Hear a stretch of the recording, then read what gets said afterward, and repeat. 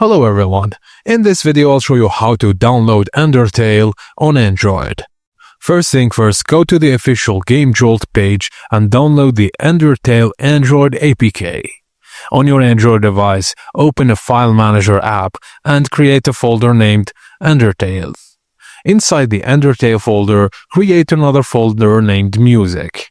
Now on your PC, go to Steam, Library, Undertale, Manage, browse local files. Connect your Android device to your PC via USB and copy all files from the Undertale PC folder to the Undertale folder on your phone. Copy all OGG music files to the Undertale music folder.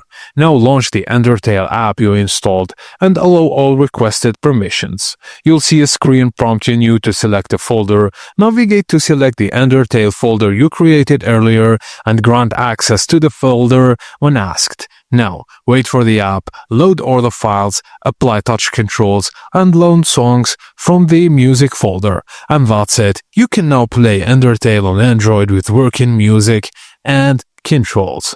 And that's it, guys. Thank you for watching, and please don't forget to like and subscribe for more.